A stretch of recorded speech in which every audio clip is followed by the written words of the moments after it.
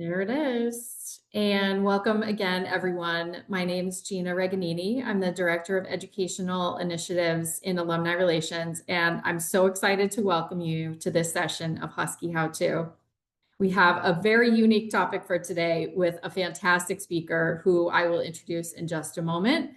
But first, a little bit of housekeeping. If you need closed captions for this session, you can turn them on in your settings in this Zoom meeting using the button labeled Show Captions at the bottom of your screen. We will have remarks from our speaker followed by time for Q&A. So please feel free to add your questions to the chat at any time, and I will moderate after our speaker presents. This session, again, is being recorded, and I will post to the Alumni Relations YouTube channel afterwards. I encourage you to check out some of our other recordings as well. There's some great content on there. And we'll send that link out to folks once it's uploaded. And speaking of great content, I'm so excited to begin today's session, How to Tune into Amateur Radio. I have recently had the pleasure of getting to know members from the Wireless Club, an undergraduate student organization focused on students learning more about electronics and pursuing their interests in amateur radio. I am consistently impressed with the members' knowledge base and passion for this topic, and I know you'll feel the same after today's discussion. Joining us today from the Wireless Club as our presenter is co-president Colin McKinley, class of 2026, studying computer science and history. And I cannot wait to hear more about that, Colin. Thanks for joining us today, and especially during your summer break. And take it away. All right. Thank you so much, Gina. All right. So without further ado, let's learn how to tune into amateur radio. Let me pop up my screen here and let's get started. So, just as Gina said, my name is Colin McKinley. I served as the Wireless Club president for the spring semester here. And my amateur radio call sign is KC1TIZ. And I'm super excited today to introduce you guys to amateur radio, ham radio. It's just a really fun hobby that I think a lot of people don't know a whole lot about, and a lot of people think is super technical and something they can't get into. But I really want to show you guys here today that it's a hobby for everyone. And just a reminder, just as Gina said, please feel free to drop as many questions as you want in the chat. I'm hopefully planning to have a fairly long Q&A and get more into specifics of amateur radio and really help you guys start on your journey here or get to know more about some special interest topics within the hobby. But before we can really get to stuff like that, we first need to know, what is ham radio? I know I've gotten this question a lot when I've been advertising for the Wireless Club or even just talking to people in general. It's sort of a weird name and it's not super explanatory of what it is. So let's start with what ham radio isn't. Ham radio is not music. When people think of radio, they probably think, radio stations like in their car, something they can tune into and listen to music. This is not what ham radio is. Ham radio is more focused on the communication side of things more than broadcasting and, playing music and such like that.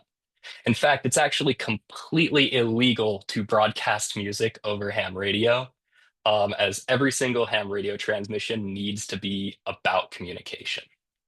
So, what do I really mean by ham radio is communication based? Well, picture this. We have these two friends and they want to talk to each other, but for some reason they can't. Maybe like the cell phone towers or something have gone out, but there just conveniently happens to be a radio tower in the middle of them that can repeat their signal. So if both of these friends were ham radio operators, all they would need to do is pull out their trusty little handheld walkie-talkie amateur radio, and boom, now they're in communication with each other. Ham radio is one of the coolest hobbies because we actually use our own infrastructure the whole way through. So if something like the cell towers went down, the internet went out, or even if the power goes out, we're still up and on the air. And it's actually used by a lot of people who are in the prepping community or as well as like the storm chaser community to really stay in touch during some of these like events. Also, too, here's the coolest part about ham radio. This tower here, on Earth, that's pretty boring. What if we could like you know, do it from space. This is completely possible, and it's not only like easy to do to the extent, but you can do it with like very little equipment, and it's a whole lot of fun. In fact, the International Space Station has an active amateur radio operator on it who will sometimes beam down pictures or even talk with operators on the ground, which is a whole ton of fun. So, what really is ham radio itself? Like, how does this really work? Well, these waves here represent our radio spectrum. So it starts with very low frequency waves and eventually gets to very, very high frequency waves that are very tiny. Um, for the sake of this, you don't really need to know the science behind waves. Just know that radio is a finite space. And what's really awesome is when we were first discovering radio technology, the whole world, pretty much, I believe every single country in the world, went ahead and said, we're going to designate these areas here for amateurs to use. And we've kept them for pretty much this entire time. What's really awesome about that is these spaces on our big radio spectrum are protected only for amateur radio operators to use. So effectively, when you join amateur radio, you get some permanent real estate on the entire radio spectrum that you can use for communication however you want, and other people in the world can also do the same. It also can facilitate communications between countries, which is really awesome. I've actually talked to a lot of people from Canada, Mexico, and even some people in the UK, and it's all because of this. So, amateur radio is a little hard to get into, but the first step is to get your license. So, this is probably the most daunting thing about amateur radio, and I've known a lot of people who have gotten completely dissuaded by just the word license. So, first of all, let's go over what that is. Amateur radio license, as much as I would like it to be a physical card, isn't. It actually looks a little bit more like this. This is the FCC's licensing database, and this is what an amateur radio license looks like. Effectively, it's the same as like a driver's license. It's really just showing that you are knowledgeable enough to operate a radio without causing like a whole ton of problems for everyone in the world. Amateur radio licenses come in multiple different classes, which give you different permissions on the radio spectrum. They are valid for a period of 10 years and they renew pretty much automatically. You just have to pay a service fee. And I mean, honestly, there's nothing more than taking the exam and getting the license. It's just like a driving license. You don't even have to retest. And if you held a license at one point, you can actually get your license back fairly easily. I'll get into that in just a little bit as well. So the three license classes for amateur radio are, first of all, technician. Technician is your entry level license class. You can sort of think of this as like your first step. These guys are pretty restricted in what they're able to do, but also not restricted at the same time. It's a little weird how it works out. Technician class is mostly designed for handheld walkie-talkie style amateur radios and stuff that's more or less in higher frequency radio bands. So this is a great place to get started because, in my opinion, I think the core of this hobby really rests in these walkie-talkies and radios that you put in your car and just talking to people in like your general area. But your biggest limitation here is that as a technician, your radio waves will not be able to go around the whole world. But the next class up is general class. General is where we get a little bit more serious. This class is not that much harder to attain than technician. Both technician and general are very, very easy to get. The pool of questions and stuff like that on the exam is relatively small. And a lot of the stuff you have to learn for it is stuff that you probably should know anyway, getting into radio. Like it's good stuff to know. Um, the difference with general, though, is it's just that tiny extra mile further, and now you can talk around the whole world. General gives you permissions in certain radio bands which can travel around the world. So you have to be a little bit more knowledgeable about what exactly you're doing and how you're doing it so that you don't accidentally, screw up communications for a country on the other side of the world. But it's actually not that hard to get general, and it's really hard to screw up very badly. So don't let that scare you at all. And then finally, we have the top license class, the people all the way up here, the one that's genuinely hard to get, and that's amateur extra. This is pretty much just the vanity class. It gives you full unrestricted permissions on every single amateur radio frequency. It's really just to say you have extra, to be completely honest. It's truly the above and beyond. But the biggest benefit of getting your extra is that you can actually start to proctor the exams that amateurs give.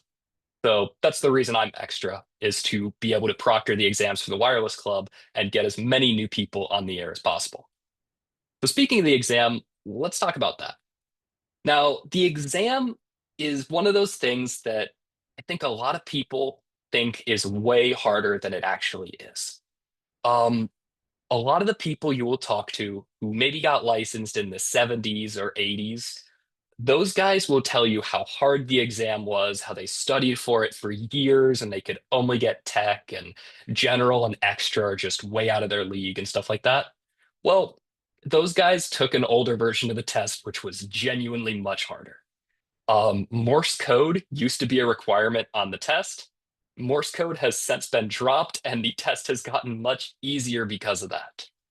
Um, all of the questions for the test are public alongside the answer choices, and the correct answer and wrong answers are all completely public, and the FCC gives them out.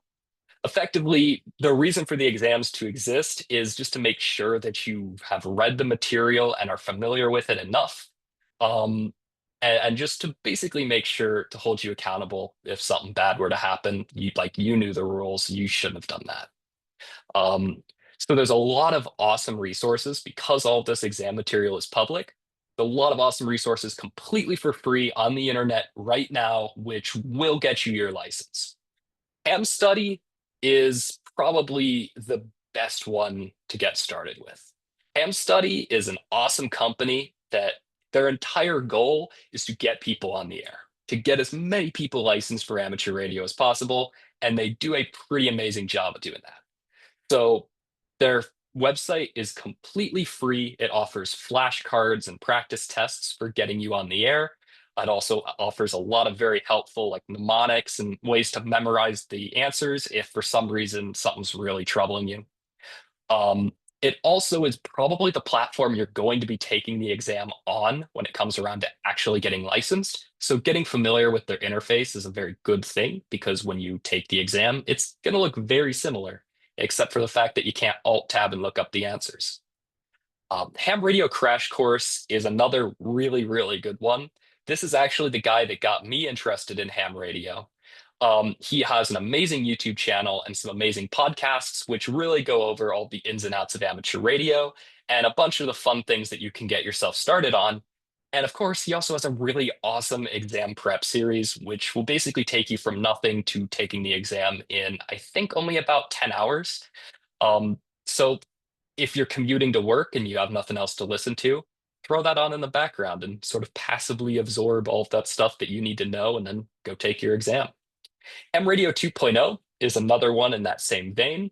His YouTube series is a little bit more interactive, where he does live streams and interacts with his viewers, where they can ask questions and he will answer them. His exam prep series is also about the same length as Ham Radio Crash Course, but it offers a much more interactive experience. So if that's something you're after, I recommend his videos as well. Next, to actually take the exam, you need to go find a place to do it. And luckily, amateur radio clubs are the perfect place to do it, meet new people, and also just to top it off, they exist pretty much everywhere. I highly recommend taking your exam at a local amateur radio club. They are all listed there on the ARRL website under Find a Club. And again, they exist in every state, even Alaska. I was actually looking at some of the Alaska clubs a few days ago while making this presentation, and yeah, they all offer testing. So if you live in Fairbanks, Alaska, you can get licensed at your local club. Clubs also offer a really awesome environment where you can get to know people in the community, people that you'll more than likely be talking to on the air. So it's cool to put a face to the name, to the voice, I guess. Um, Also, it's a great place to get people's opinions on what things are cool or what technology you should use, what radios you should be using, antennas. It's just a great group of people to ask questions to and get serious advice from probably the most friendly hobby out there. And once you take your exam and if you studied all of the stuff and you did ham study for a little bit, you're just going to get it. So, congratulations on your new license. What can we do with that now? So, after you get your license, let's get on the air. If you ask anyone familiar with amateur radio, they're probably going to tell you one thing, that it's very expensive. Those people you met at your club when you were taking your exam, they were probably showing you radios that cost way over $1,000. Their club probably has a big antenna on the roof that costs maybe like $40,000. I mean, I'll tell you, when I first joined Northeastern Wireless Club and I walked into our back radio room, was absolutely amazed at how much money was put into our setup. It's probably close to about 30 or $40,000 worth of radio equipment back there. And at that point, I was like, I am never going to be able to afford this stuff on my own. Like, this is way too expensive for me. But it doesn't really need to be. Thanks to a lot of innovations in manufacturing and stuff like that, we've seen the price of radios just absolutely plummet in the previous few decades to the point where now you can get started on a complete shoestring budget. I mean, take it from me. I'm a poor college student and I have a bunch of amateur radios and they're awesome and they work just as good as the couple $1,000 amateur radio systems. So these are two beginner radios I highly recommend, and both of them will not break the bank. The first one here on the left is the Baofeng UV5R. This thing has been the beginner radio for probably the past 10 years. It's absolutely bottom of the barrel price of about $16 will get you on the air and talking in the same way that a couple $100 radio will. In fact, I own a $100 radio that's made by like one of the better amateur radio companies, and it is literally equal to this $15 radio. So $100 or 15, you take your pick. It's an absolutely awesome radio, and it was my first amateur radio too. So I love this thing. It's great. It served me very, very well. The Quansheng UVK6 is the one on the right here, and it's kind of the new kid on the block. This radio is very technically impressive, and it has some really, really cool software stuff. The entire radio, the firmware that's running on it, has pretty much been completely torn open by the community, and there's a whole group of people making their own custom software and stuff for this radio. So if you come from the more hardware or software hacking side of things, definitely jump in on the Quansheng UVK6. I have a few friends that own it, and they can't get enough of it. This thing is seriously awesome. I'll also say too, just complete side note, I will be posting these slides in the chat at the end of the presentation. All of these links work. So the Baofeng and Quansheng links will both take you to their respective Amazon pages, but you can also simply look them up. You'll find them as well. So now that you've purchased one of these two awesome radios, or maybe a different one, well, what are we going to do with it? Well, we need to talk on our local radio repeater. Radio repeaters are sort of like big amplifiers to an extent. Basically, they listen for you to talk and then they just rebroadcast your signal at a much higher power and usually from much better location. Usually, they're huge radio towers. They're usually perched on the top of buildings or on the top of mountains. And I couple that with maybe like 500 times the power that your little walkie-talkie is putting out. And you can reach, maybe 20, 30 miles out. Um, Plenty of guides on how to set up your radio with these local repeaters. And once you do, key up and talk on it and see if there's anyone out there. I will say, when you first get your radio and you just gotten licensed, make sure to tell people that on the air. When I first got my radio, I vividly remember sitting in my living room and dialing up my local repeater and basically saying, "This is KC1TIZ, just got my radio, looking for my first contact, super excited to join the hobby." And within about 5 seconds, instantly connected to the wide world of ham radio operators. In fact, I'm willing to bet if you say you're making your first contact, there's probably going to be two or three people fighting to be that first contact because they want to welcome you into the ham radio world. And also, too, some of the nicest people out there, again. So they just want to talk to people. They just want to have a good time. Completely stress-free hobby, I have to say. Favorite part of it. So now you've connected with the world of ham radio, but what now? It seems like we've pretty much hit the end of ham radio here. You're talking over the local radio repeater. It's about it, right? Well, not actually, because ham radio is probably the most diverse hobby that I've ever been a part of. And really, it goes a lot beyond what you'd expect. So first of all, we could keep talking on that repeater. I know a lot of people who this is their entire experience with ham radio. They basically use it as a sort of social forum where they can get together with other friends and regulars that keep talking on the same repeater. It's sort of like if you can imagine like a Facebook group, but in real life and over the radio, so it's instantly cooler. I know a lot of people who put radios in their cars and will drive around and always be monitoring their local repeaters. I know people who just carry a walkie-talkie with them wherever they go. And I even know people who are as crazy as to link repeaters, have multiple widespread networks of radios that talk to radios that talk to radios, and sometimes that links entire states together. I used to live in Florida, and we had one that linked all the way from the Panhandle down basically to Miami. So you could talk to someone entirely through radio, no internet required, who was living in the Panhandle, which is an entirely different time zone. You can also try out digital radio. Digital radio sounds like it would probably be more of the same to your normal analog radios, but it actually has a lot of really interesting things that are completely different. First of all, with digital, internet linking suddenly becomes a thing. So in my apartment here, I can't really talk to people around the world. I just don't have the space nor the radio set up for it. But using a small little internet linked digital radio, I can talk to people in Australia just like I was talking to someone down the street from me. It's just that easy. Internet linking is definitely one of those really fun things that makes the hobby seem a lot more international and global.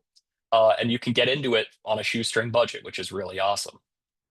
Another cool thing about digital radio is it opens up the door for things like text messaging or sending out your GPS locations, which can have a lot of really fun things if you're into hiking, camping, off-roading, any of that.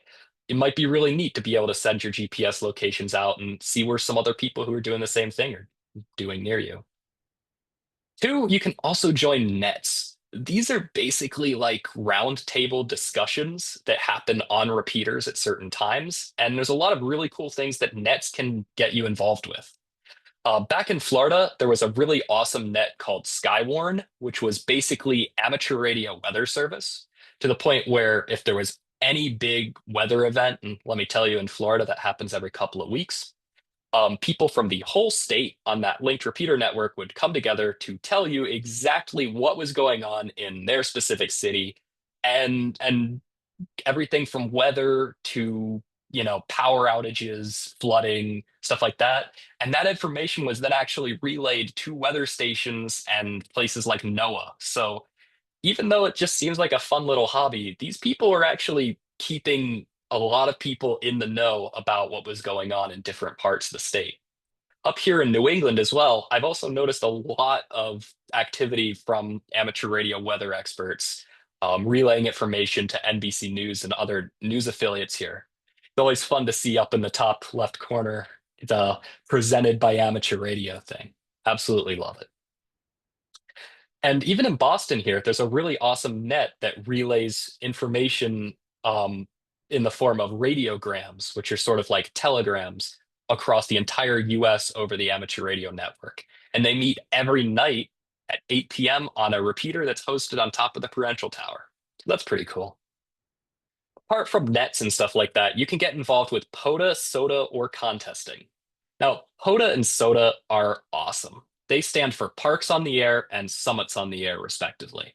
These are basically events to get you outside into the field and on your radio, and also to get the community involved as well. POTA is something that a lot of our members of the club have been super interested in, and I've even joined them on a few outings, and it's been a whole bunch of fun.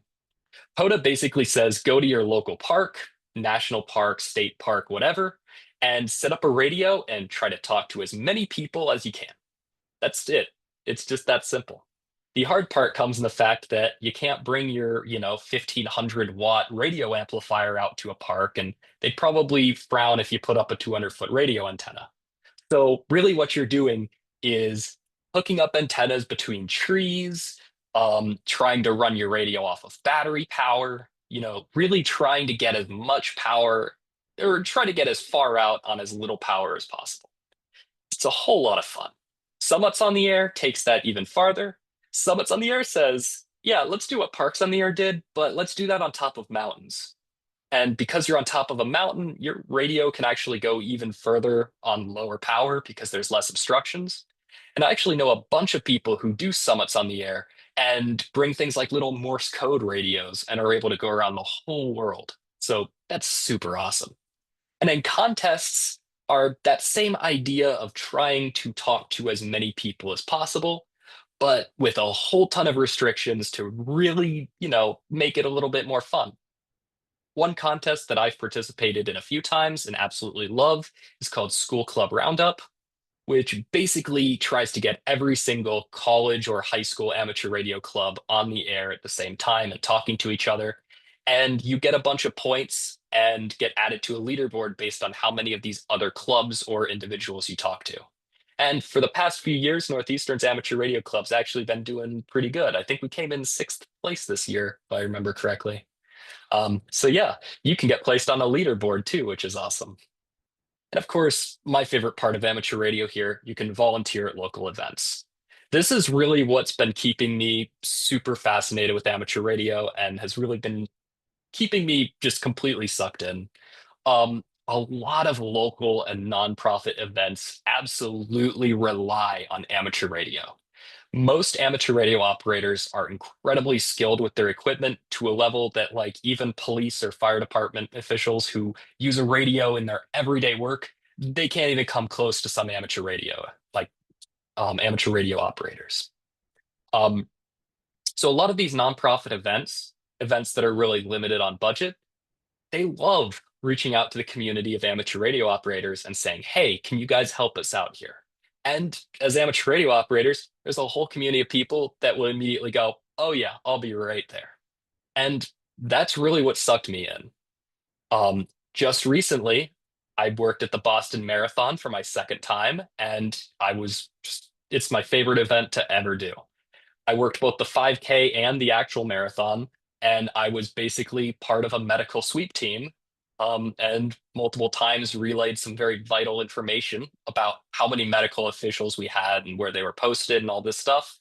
And as well, just helped out with, connecting people to their families or getting people pointed in the right directions or getting information from the ground up to the control center. It was so much fun, and I highly recommend getting involved with volunteering. Even if you don't think you'll like it, you probably will. Also, too, amateur radio is an entire hobby of tinkerers and engineers and people who are really trying to push the limits of what's possible. In fact, way back when amateur radio started in the early 1900s, you couldn't go out to your local store and buy a ham radio. You had to build it yourself, usually out of an ignition coil from your Model T and some jars you filled with salt water. And somehow magically that would create a radio. Really fun. You should look up some of the early amateur radio stuff. But that part of the hobby is very much still alive. In fact, I know a bunch of people in the Northeastern Wireless Club who got involved with amateur radio, not because they actually wanted to talk on the radio, but because they wanted to build them. And that's actually a way fun part of the hobby that is way over my head technically. I'm just a computer scientist. I know absolutely nothing about RF. But to the people that do, it's probably one of the coolest and most rewarding parts of the hobby. I know for a fact I've built my own antennas before, and even just something as simple as an antenna requires months of studying to really figure out how to build a good one. And if you're in, if you are in this line of work and you aren't already an amateur radio operator, like what are you waiting for? Get involved. You can make your own radio and use it to talk to people on the air. How cool is that? So with amateur radio, the sky isn't even the limit. There's so many more parts to this hobby that I just didn't even have the time to put in this presentation. I mean, we can do very, very specific things with amateur radio that I don't think you'd even see in any other broad hobby. I mean, if you want to use amateur radio from something like a boat, you can totally do that. And I know a bunch of people who do. Same with planes. You can use amateur radio to, you know, if you drove across the country, you can use amateur radio to track where you've been. There's a community of people who launch weather balloons with amateur radios attached to them. As you can see from the picture, there's satellite communities that launch satellites for amateur radio use. The International Space Station has an amateur radio part to it. It's honestly, it's probably the most diverse hobby I've ever seen. And to be honest, even if you think from this presentation that you don't really find anything interesting, seriously, look up amateur radio, read through the hundreds of pages of things to do, and I guarantee you'll find something, at least one thing that you think is really awesome and might prompt you to get that license. So thank you guys so much. It means the world to me to be able to present and get more people interested in amateur radio. It's a hobby I find really awesome, and I hope to hear some of you guys on the air. And I also want to give a big shout out and thank you to Gina and Gabby for hosting me here. Husky How To is awesome, and I'm super honored to be a part of it. So thank you guys all so much, and I'm looking forward to going through some of the questions here. Awesome. Thank you so much, Colin. Again, I'm always just so impressed, and this was so educational for me, especially because I've been joining the Wireless Club meetings for quite some time now, and this is all still so informative. So thank you so much for all of this great information. As we give folks a moment to put some questions in the chat, for folks to put some questions in the chat, I wanted to ask you just a little bit more about your own experience with amateur radio and just knowing the potential to be able to talk to anyone in the world. What are some of the interesting conversations that you've had? Like what are a couple of things that stand out for you as highlights as being able to do this? So I'll say probably the biggest thing that really helped me, like the most with amateur radio, like that provided me utility. Um, Uh, it was it was last summer.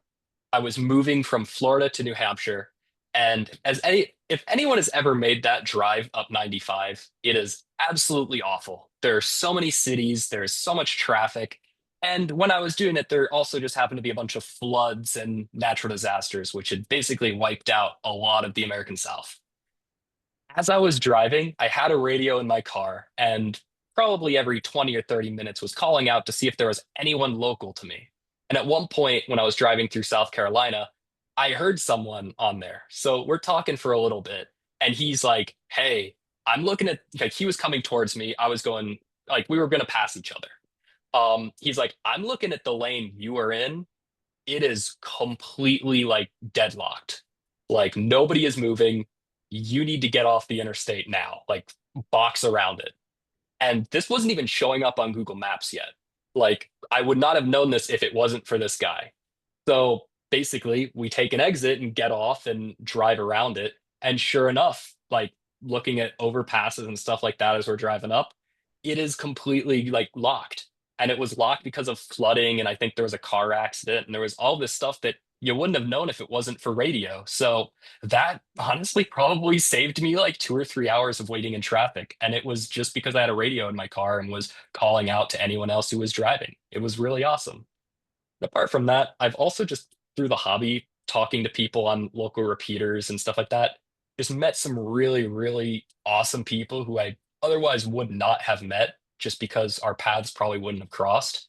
I'm blanking on his name, but one of the people who I've talked to regularly on local repeaters is a dude who works at MIT. He's I don't remember if he's retired or not, but he's literally like a theoretical physicist who does all of this really crazy work with like astronomy and like planets and stuff like that. And I just got into a conversation with him one time about satellites because amateur radio satellite stuff is something that I'm really into. And we end up having a huge conversation about all the stuff that I have absolutely no idea of, like all this theoretical physics and stuff that I was just way over my head. But it was super enlightening and super cool to talk to someone who was like that and just, there that I probably would have never talked to otherwise. But because of amateur radio, we've been connected together. So it was really fun. Yeah, I think that's the thing that strikes me the most is how much of a community there is around it. And, I almost feel like there's an underground element to it. Uh, but once you kind of, crack the soil or break ground on it, it's almost like it, it kind of makes me think like, how did I not know this was going on before? Because it's just such a prevalent community without being right in front of your face, I think. Would you feel the same way? Oh yeah. And I definitely have to agree that like it's become very underground in recent years because, as people have gravitated more to things like smartphones and the internet and stuff like this, the need for it has kind of dropped off. Back in like the 70s and 80s when amateur radio was really going through kind of its last big heyday, um, it pretty much like it was the only way to talk to people across the United States without using, letters or a really, really expensive phone bill. So a lot of people got really into it for that reason. But as those needs kind of started to drop off, so did the people on amateur radio. People stopped relying on it. And really, you would think that's the death of the hobby. No one's coming back. But what it's really done is it has kind of distilled the hobby down to only the best possible people who are doing it truly for the love of it sticking around. And I think that's honestly the best thing that could have happened because now when you go to an amateur radio club or you go to an amateur radio event, you're not surrounded by people who, maybe have a bit of a passing interest in it. You're surrounded by people who absolutely love radio and want to share that experience with you and make you love radio as much as they love radio. And it's the most like it's the most wholesome community to be part of. I don't know how to describe it other than wholesome. It's awesome. I 100% agree with you. They're the diehards. And I say that, not even as a member of the wireless community. What it's reminding me of actually is my husband is super into vinyl records, and I feel like there's a lot of parallel there between the two interests. So that's really great. It's just fascinating to me how many people are into it and really have that passion. Uh, I did want to add, we had one comment from Tom Kinahan who had to drop a little bit early, but he just Mhm. shouted out some support for you. And he's an NU alum and former Wireless Club member. And I know as it's come up in our meetings a few times, the Wireless Club is one of the oldest clubs at Northeastern. I mean, it's been in existence It's for, actually the oldest club at Northeastern. is it the oldest? Yeah. I think Do you remember the 1921, if I remember correctly. Is that what it is? Yeah. So it's the big one.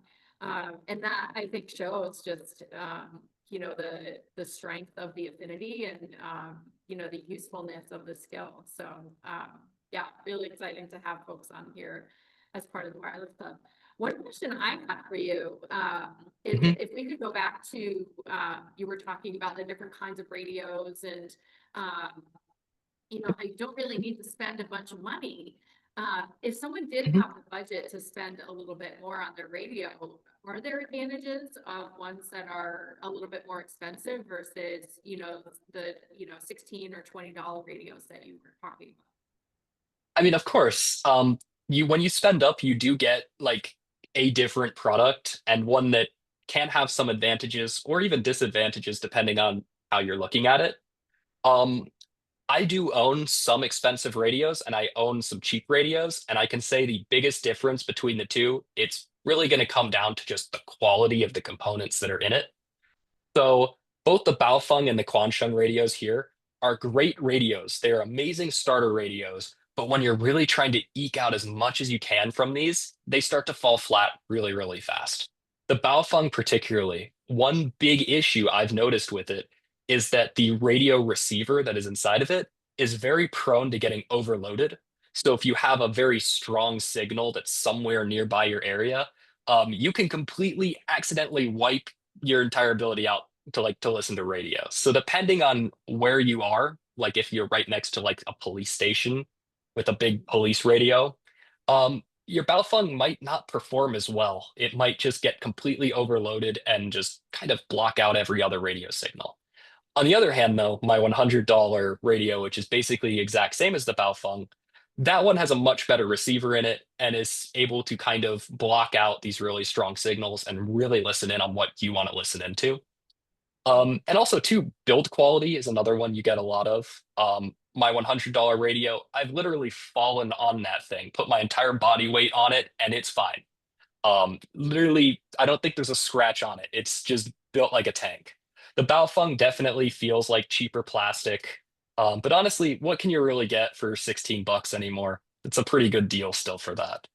And then when we get even to more expensive radios, like the one I put on the previous slide here, that's more of a tabletop model, these ones start to increase in their power, and power starts to become the big draw.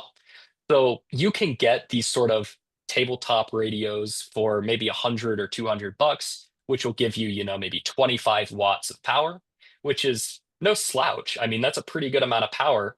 But then you could also get the $1,000 one and you'll get 100 watts of power. And also two components as well. So there's a lot that goes into it. But I do wholeheartedly say, um, cheap radios are not necessarily bad, and expensive radios are not necessarily not worth it. Um, there's just it's really small differences, but to the right person, it makes all the difference. Yeah, it's almost like, starting out, it's easy to, pick up a simple piece of equipment and still be able to participate and get into it. And then if you do kind of go further down that rabbit hole, there are options to kind of amp up what you're doing, is what I'm Oh yeah. hearing. And I mean, I'll say too, when I bought my Baofeng, I literally bought it without really thinking about it because I was like, yeah, 16 bucks, that's not that bad. It's just a cool thing. I want to see if I'm interested in or not. I actually bought it before I even got licensed just to tune in and listen and see what they were doing. And for the price, you can't beat it. Like, it's perfect. And it literally wasn't until last year that I decided to actually spend the money and start to get, good stuff. And I'll be honest, there's some times where I'm kind of like, why did I spend all this extra money? My old thing does it great. Why'd I even bother? But yeah, no, it's great to be able to get into it for so cheap. I agree. And kind of along the same lines, my next question for you is, so myself, as someone who does not have a computer science background, does not have an electrical engineering background, hearing you speak so easily about these terms and what's needed and frequencies and power capabilities and things like that, it seems a little bit overwhelming to me, but from from what I'm understanding from you and from the messaging I got from your presentation is that you don't need a technical background. Anyone can get into this topic very easily. Would you agree? Could you speak a little bit more to that? I definitely have to say you do not need a technical background to get into amateur radio. When I say things like power and frequency, it can really just be distilled down to like power is like how much you're putting out, how much strength, and then your frequency is the same as what you put in your car when you're tuning into a radio station. That's pretty much all you need to know about that stuff. Um, you can definitely get more technical. And I will say that as you sort of rise the ranks and you get into some of these niches of amateur radio, the technicalities definitely start to come up. If you're dealing with radio where you can get around the whole world, you'll start to hear people throwing out terms like minimum usable frequency, maximum usable frequency, talking about propagation characteristics of radio waves, people constantly complaining about the current solar cycle we're in because it's killing the radio waves in the atmosphere. You definitely get in some really technical territory, but I would be lying if I said I even understood a lot of that stuff. and I'm still able to talk with these guys just fine.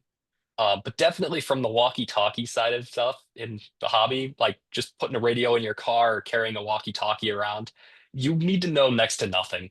The most you need to know is this is a radio. When I push this button, it starts talking to the world, and this is the general etiquette of how I'm supposed to do that. So seriously, the barrier to entry technical wise is very low. I have friends that are humanities majors who've gotten into amateur radio and they know absolutely nothing about science. So, I mean, yeah, it's pretty open to everyone. Don't let the big guys talking around the world doing these really technically impressive things, don't let them scare you or yeah, push you on the wrong path or something. So yeah, it makes sense. And actually, when you think about it, just from what you shared about the community, they would probably be very welcoming and open arms to have any kind of or person with any kind of background joining. So Oh yeah, I have to say, I've definitely gone to clubs where I was absolutely just didn't know anything. And everyone comes around and starts to try to explain it to you. I mean, when I took my exam at MIT, and I walked in there knowing absolutely nothing about radio and had an awesome conversation with one of the test proctors there who was basically trying to explain to me, to be honest, trying to explain to me very advanced topics he probably shouldn't have been explaining to a person who just got licensed. But it was really cool because instead of being in there like, oh, you don't know about propagation characteristics of high frequency radio waves, like, why are you even here? He was instead like, oh, let me show you, let me talk about it. Let me show you all these math equations that like you can use to derive all of this stuff. And I'm like, thank you. I don't even have the license to use this stuff yet, but thanks for explaining it. well, those are the questions that we had. Colin, thank you again for this amazing presentation and your time today. And thank you everyone for joining us. As I mentioned, this recording will be uploaded to our YouTube channel within the next business day or so. We also have some great events coming up for alumni, and I encourage you to visit our events page for more information on those. So I've just put the two links in the chat there. With that, we will wrap up today's presentation. But again, thank you, Colin, and thank you everyone for joining us. Well, see you again soon.